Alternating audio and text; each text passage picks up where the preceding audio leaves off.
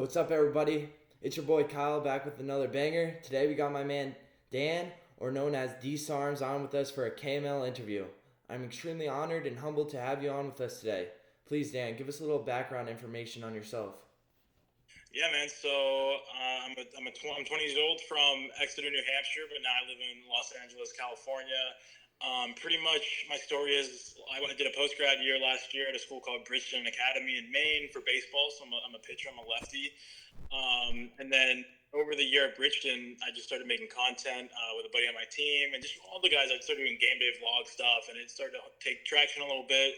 And I just kind of went all hands on deck, like wanted to learn how to edit, how to produce content, how to get people to watch my stuff. And then really over the summer, started to snowball a little bit and get some traction. I did some cool collaborations with guys like Eric Sim and those and some MLB players and stuff, which was super cool. So then pretty much from there, I decided to go full-time content. I was committed to a school called Azusa Pacific in California, and then ended up deciding to just go full-time content. So now I'm technically not playing baseball. I'm just content creator, which is kind of funny. So yeah, that's where I'm at now. Yeah, I love the videos. I remember first video I ever watched of you was the 90 when you used to do the vlogs in the car and tell us all about that. It was awesome. That's OG right there, bro. Yeah. That was a couple years ago.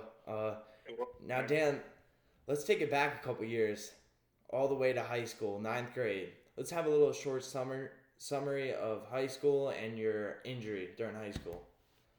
Yeah, dude. So freshman year of high school, I'm a lefty, like I said. So I started throwing 80 to 82, 83, which is pretty good as a freshman, especially where I'm from, New Hampshire. Not a lot of dudes are throwing like average varsity pitchers. That's how hard they're throwing. So started to get some attention and had a really good season. And then ended up getting on a really good travel team for my next season. It was called NEB, Northeast Baseball. It's one of like the best travel teams up here, and we compete pretty well with teams down south. But I was a pitcher, I was a PO on that team, and that summer I think I got up to 85 or 86.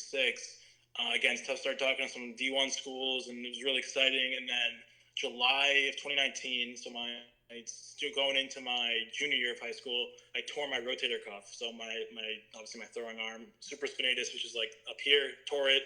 It was done for the definitely done for the year, and then it took about a full year to recover from that and get my velo back up. But my body just my arm just didn't move the same way. It didn't have that same whip. It didn't have that same freedom that it used to have. So it was a real battle to kind of get back to 100%. And obviously, anyone who's dealt with injuries knows, like, especially mentally, like, it's super difficult. Just like, what the hell? Like, take two steps forward, then you take two steps back. It's like, when am I ever going to recover from this? So it taught me a lot, and ended up, getting fully healthy and committing to a pretty good D2 school. So luckily, everything worked out athletically. But now I'm kind of on a different path, which is pretty cool.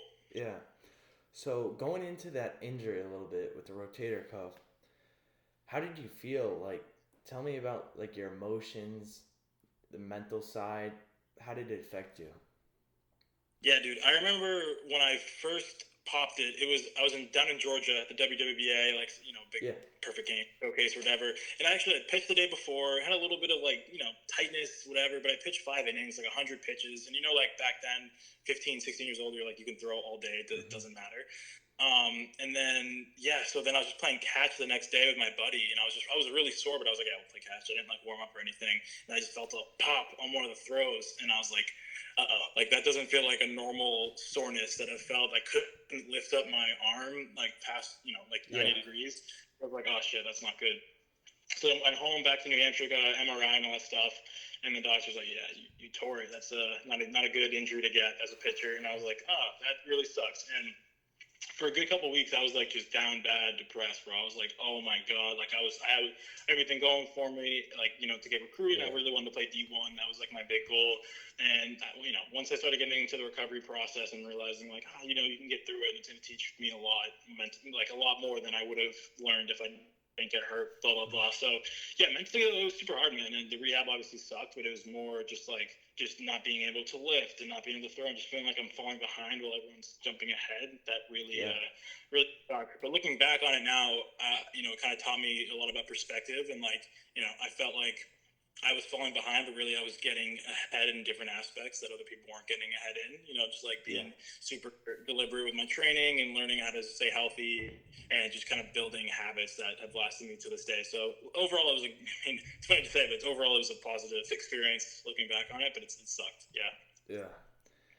Now, with the injury, how did you improve your mindset and mentality during it and after? Like, if you could talk about that a little bit. I know that's like a hard question, probably. Yeah, I think the mindset before was like right when I got hurt was very shitty. Like I was just like, why me? This sucks, blah blah blah. Just a bunch of just like loser mentality. And Yeah. natural. I was like 16, obviously I didn't have much life skills. But yeah, as the months went on and my rehab started getting a little more intense, whatever, throwing at 60 feet instead of not throwing at all. It was nice, and you make these slow strides, and then I kind of look back at like, oh, like 4 months ago I couldn't even lift my arm up, and now I'm sitting 75 on the mound. Okay, it's getting better. So that taught me a lot, and you kind of had to just, as like cliche as it sounds, I had to like live in the moment, just be like, all right, what can I do today that can serve me for tomorrow, and how can I be better than I was yesterday? So that was kind of the big mindset, just like one day at a time, one step at a time, and same mindset to this day. If I'm making content, planning content, it's like today, what can I do, and then how can I plan for the future to better serve myself in the future months from now. So yeah. 1,000%, I agree with that. With the injury, throwing from 86 to restarting how to throw, uh, what was your environment like, the people around you telling you after this injury? And did your circle get smaller after this injury? Did you look? Yeah, that's an interesting question. Yeah, I think I definitely became more solo in how I did things, and naturally, because I kind of had to. Like my team obviously went on. I wasn't Yeah. on my team anymore, so I was naturally kind of forced to just being on my own and doing stuff myself and taking it upon myself to go to physical therapy and do my rehab and kind of just teach myself. All right, like I'm gonna have to take it in my own hands. I can't really rely on my buddy because my buddies are going and lifting and throwing. I couldn't do any of that, so I naturally was kind of isolated. So yeah, I'd say my circle probably definitely got smaller, and there were some guys that that were on my team that year who I haven't really talked to since, and it's kind of crazy to think about that. Like maybe if I didn't get hurt, I'd still be close with these guys, or I'd be on a completely different path. Who knows? But you just kind of have to take it one step at a time, like I was saying. And yeah, honestly looking back on it, I'm kind of happy that it happened, just because I got better skills because of it. Yeah. Now, after your injury, this wasn't a question on my list, but after the injury, how did you end up doing in high school? I know you said it happened junior year, so how did you play senior year? And with that question, um, what was the recruiting process like? So Yeah, dude. Yeah, sophomore year before I got hurt, I went like 6-0. I had like a .5 ERA. Like I was just kind of mhm. shoving. I was really good. And that was before obviously I got hurt and didn't have any of those mental blocks or physical blocks. Junior year, COVID happened. I got hurt, all that stuff. So that it was kind of a wash. Like the year sucked.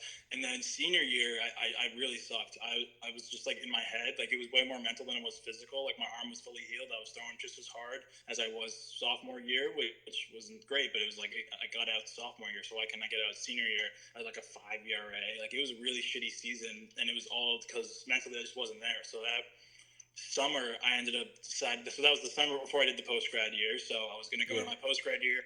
Man, I don't even know if I really want to play baseball anymore. Like, couldn't I just go do something else this year instead of going and spending all this money and doing a post grad year at a private school? And then my coach for Bridgeton, I called him and I was like, I'm not really sure what my plan is. This is like in May, and he was like, I think you should play, even if it's just for like go pitch 2 innings every weekend for like this team called Maine Lightning. I can get you on it. Like just stay in the game, just stay playing, but like low pressure.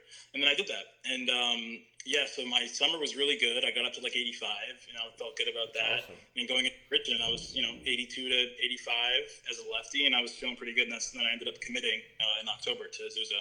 That's that's awesome, dude. And how was that experience? Did you ended up going there, correct? Well, yeah. I went to Bridgeton. Yes. So ended up going to Bridgeton. I went there for the whole season. That was good. And then Azusa, So I was like gonna go to Azusa Yeah. Pacific, and then ended up like obviously the content and stuff. So Yeah. I really never ended up going to Azusa Pacific. But Bridgeton was a great experience. So I went there the whole year, and up until like March, April, I'm like, all right, I'm gonna be a Azusa Pacific Cougar, and then ended up not doing that because of everything else. But yeah, it's funny to look back on it. Yeah. But, yeah. As you were talking about, like, just you made the decision go on the YouTube, make the content. When you make the YouTube videos, what do you look for in a response? Like when you make them, like, do you like the comments, the support, the money, the sharing the knowledge, etc., etc.? What do you do it for? Yeah, I think the big thing I do it for is like I think about myself as like a 14-year-old. Like what content would my 14-year-old self who plays video games and loves baseball and plays baseball and wants to play college baseball and like baseball, but also like tie in that like cultural aspect of it and just like life, like what was I into at that time. And so yeah, I think the best like response I get from a video is when a kid DMs me and he's like, dude, that really inspired me. Like, thank you for asking those questions to whoever I was interviewing and not just doing some cookie cutter questions. Cause I genuinely want to know, like, for when I'm interviewing someone, what's your mindset? Like, how did you become a professional baseball player? Like, how did you go from, we're all, at some point, like 12-year-old kids who are just playing baseball for fun. So how did you end up becoming a millionaire playing baseball, and what happened in between that? Because it's different for everyone, but I think we can take knowledge from what their journey is and apply it to our own situation. So that's probably the best messages. The messages are probably the best. It's crazy, like how you talked about like people messaging you and like what you would like to see as a 12-year-old, because like you, DSARMs, Roman Kimball, Trevin Bauer, they all inspired me to make my YouTube channel, and it's crazy where I'd be if I didn't like baseball and never watched videos on this. And out of like all these YouTubers, like yourself, Roman Kimball, Trevor Bauer, Eric Sim, you guys all have the same mindset and the obsession. That's a characteristic so hard to find, the obsession of this.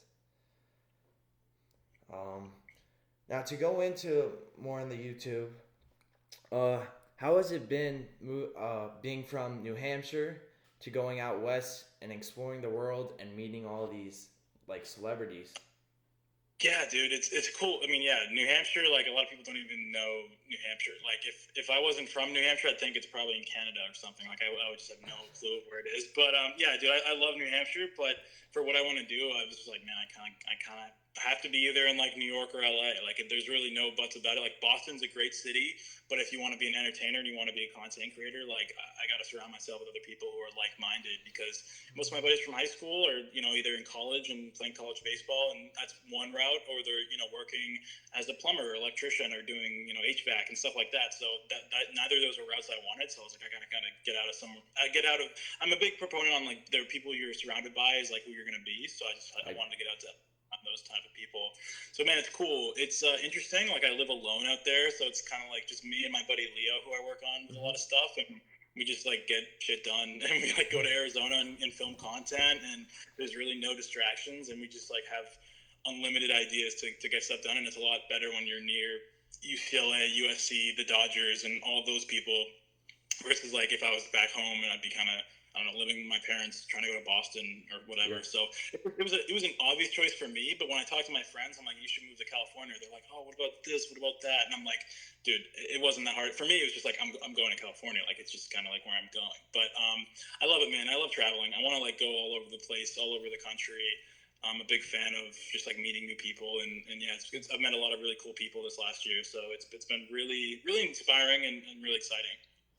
And for my next question, it's probably, you're gonna have to think about this. Who has been the coolest person you met in this journey? Yeah, I mean, I met CC Sabathia. That was really cool. Like, I shook his hand, so like I'm a big fan, and that was cool. I'd love to get him on a podcast and like talk about his journey and stuff, because like the cool thing about podcasts, and I'm sure you're seeing it with yours, it's like that's literally just, it's a one-on-one, like it's kind of just like a conversation. Like you get to network. It's built into but you get to make content out of it, which is great. But it's really networking tool. So like I would love to talk to those guys. But I mean Trevor Bauer, he's the man. He's some obviously I grew up like watching, and he inspired me to make my vlogs and my YouTube channel. So like it was pretty surreal when I'm like, hey man, I'm Dan. He's like, oh, I'm Trevor. I'm like, I know, like I know, but it's cool. And so that's really cool. Eric Stem obviously was like he's larger than life. Yeah. They're two of my favorite people to watch, obviously online, but they're just like great dudes. Yeah, and I've met really cool big leaguers too. Like Lance McCullers has been super nice. Like he's all for the content, and he's like, hey, any way I can help, let me know. He got me field passes at Yankee Stadium. Like that was so sick. Yeah, like he just was like, oh, like I was like, oh, I'm going to New York for this game. He goes, oh, dude, let me give you some field passes. I was like, okay, yeah, sure. And he did, and I just had to go to will call, and I was on the field 10 minutes later. So it's just really cool to build these connections, and I think it just comes from like it's being authentic. Like I am who I am. I'm not trying to like get them to say some crazy answer in an interview or get some gotcha question. I'm just like, hey, what was your mindset and what advice do you have for kids? That's really all I'm. So yeah. Now, with you meeting all these people, what have you seen behind the scenes in the YouTube world with these influencers? With let's say the camera's off. Yeah, that's a good question because I'd love to be around guys like Logan Paul and like Mr. Beast who are like the influencers because I feel like it's more predictable how they're like obviously very obsessive and how they are, but people who are more like our level where it's like just up and coming trying to build what you want to build, it's very different. Some people have just different motivations. Like for me, I want to build a very big successful channel that inspires a lot of people, and I work every single day. Like that's my number one priority. Other people like kind of they found success because they're entertaining people and they know what they want to make, and they don't really they don't want to be full-time content creators, but they just do social media, and it's cool, and that's totally cool too.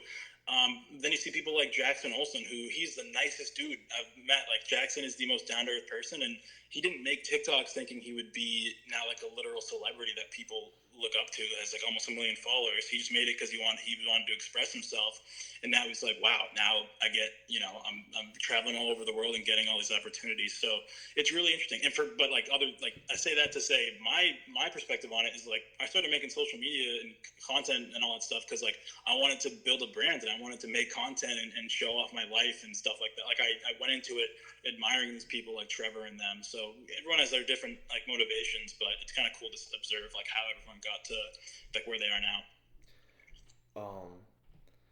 With you like saying how like with your goal, like I want to do this, at what age or at what video did you really tell yourself, all right, I'm posting every day, I don't care anymore, this is what I'm doing? Like I know you said after college you like 1,000%, but like I'm talking about in high school, like with those videos and all that.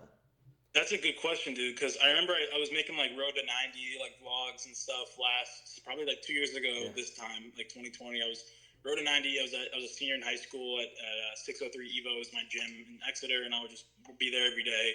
And I just was like, hey, I'm going to do a YouTube vlog a week. And then my posts on social media were promoting the YouTube vlog and then get 1,000 views. And I'd be like, sweet. And then fast forward a year from that, last winter, it was like, no, I kind of want to build something out of this. Like, I love doing this, and this is really all I want to do is make videos and showcase my life and show my people what kind of work I can make and what I can do and all that stuff. So it became more serious probably like September of last year, so like a little over a year ago. But it didn't start taking hold. Like I treated it like a full-time job, but it didn't start like giving me rewards like a full-time job until like 4 months ago. Like it very recently, and even now I'm still like grind. Like I'm not even out of that phase yet. I'm still just trying to make something out of nothing. Is how it feels. It's exciting, dude. And yeah, I'd say my biggest advice is just keep going. Like that's kind of how I am still doing it. Like I just kept doing it. So Yeah. Yeah. With your content coming out, are you still gonna be making throwing videos? Are you still gonna be like practicing and still like maybe looking for let's say an opportunity comes up? Let's say a team comes up and says, all right, I want you to try out for team. We want you. Are you still gonna be like working out and throwing bullpens, long tossing? Dude, I want to. I really do. But I also want to do it at a high level. Like, I wouldn't want to half-ass it. That's my thing. So, like, my parents are always like, when are you gonna go back and play? Are you going to play somewhere? Are you going to go to UCLA or whatever? Like, they want me to do all these, they want me to go to these great schools and still play baseball, whatever. And my plan right now is to just, like, keep building off what I'm doing. And then when the time is right, I'm going to start training again and really give it full effort. Because, like, right now, if I started throwing again, I have a feeling in like 3 weeks, I'd be like, wow, my arm really hurts. I'm so sore, and I have to like go film these videos that have nothing to do with throwing. It would just I feel like it would get in the way right now. But in like a year from now, when I have like a set system and I have a video coming out every week, and then I just, I supplement that with another video on like my road to 90 again. Yeah. I think that's a route possible, or maybe throwing bullpens to MLB players or throw live ABs to MLB players. I think that's like a sick idea. Yeah. I wouldn't want to throw 78 in those. I'd want to sit like 85 so they could hit like a nuke off me, but maybe here and there I could throw a curveball. Like, you know what I mean? Yeah, I got you. So that's my plan now. It's awesome. Being around these MLB players, these pro players, these dogs basically. What has the biggest thing you learned from them? Dude, the biggest thing I've learned is like these guys are dogs. Like, they just work. They literally just get they every day. It's like they've been treating it as if it's their job, like playing baseball since they were 14 years old. Like, since they realized like, oh, I love this game, they've just been treating it like a full-time job, and they're the lucky few that get to keep doing it as a full-time job. And a lot of it's like luck, like genetics, and you just like you're a great athlete, and that's great. But like a lot of people are great athletes who aren't very successful as professional athletes. Mm-hmm. These dudes who are successful for years over years, like they're day in day out, they get their work done, and all they really care about is being successful on the field, and then being themselves off the field. But like that's still such a huge part of their lives. So that's what I've noticed with everyone, dude. Even Stem, even Bauer, like they're just obsessively like they get their work done, whether that's making a YouTube video or making a TikTok or going to deadlift 600 pounds. Like they're just like, oh, I do this. Like, this is who I am. I deadlift this big ass weight, so I do it. With these big leaguers and pro guys, do they talk about the environment they surround themselves with? Like, is Trevor Bauer, Eric Sim, is it they wake up, brush their teeth, go to the facility, he's just with Trevor the whole day, eats, sleeps, repeat? Or does he have friends outside of YouTube? Because I know you should have a very tight circle.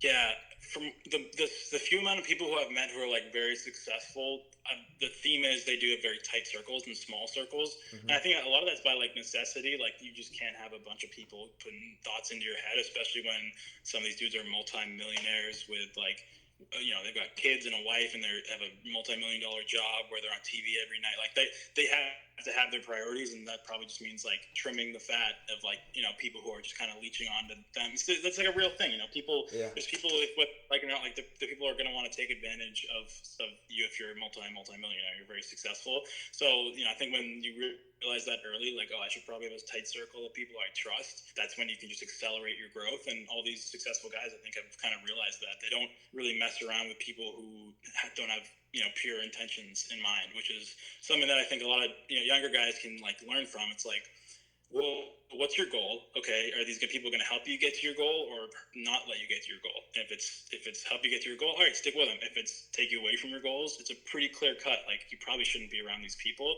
But growing up, it's hard. You know what I mean? Like, when you're 15 and your boys are just like, oh no, let's go to this party. But you have to go train at 8 a.m. the next day. Like, that's a real life peer pressure. Like, you don't know what to do. You want to have these friends. That seems important now, but it's just finding priorities and then just kind of sticking to them no matter what. But like, to answer your question, yeah, these ultra successful people, dude, they just from what I see, I think they just keep their circle small and just try to grind every day no matter what. Mm-hmm. In closing, is there any advice you have for kids at home watching, or anything else you'd like to share to all the DSARM fans and KML fans? Yeah, dude. First of all, keep doing what you're doing, man. I love people making content and like, just like me, I started with my recording on my phone and then just slowly upgraded from there, and I just was obsessive about it and just wanted to keep making it better and better and talk to cool people and meet a lot of people. So I think nowadays the best thing you can do is just try to like build your brand and do it yourself, because that's kind of what like is rewarded nowadays. Like you don't really have to work a corporate job anymore to consider yourself successful. It's actually, I think for me, it's cooler if you build it yourself, right? Yeah. You build the job that people end up working for. So I think that's the coolest thing. But that starts by just like literally, going on FaceTime at 8 p.m. at night and just like, talking, making a podcast. Like that is, you're doing, even if you don't become a content creator, you are building up these traits and these skills to like be successful in whatever you want to do, because you are like not afraid to just like DM someone and do a podcast. Like that's, a lot of people are just like kind of afraid to do that or don't want to do that. So I think just keep doing what you're doing. And I think a lot of people can take like, inspiration from you and guys like, who have built even me, like who have built it out of nothing, you know what I mean? Just like, just if you want to do something, you can just do it. So that's, I don't know if there was some advice baked in there, but whatever. Yeah, I just think just keep doing what you're doing. To anyone listening, just if you really want something, just keep going at it. As I try to make that sound as less cliche as possible, but yeah. Dan, I really want to thank you for taking your time to be on this podcast interview. And man, I didn't even know what to expect from this. I sent you a DM, responded. I didn't know like how you're gonna react or on this FaceTime call. And man, you're most humble, kind, caring, and want to see everyone do well. And I can't even express it, man. It's awesome. I hope the best for you, and man, I'm gonna keep supporting, reposting all your stuff, and see you at the top. Dude, thank you, bro.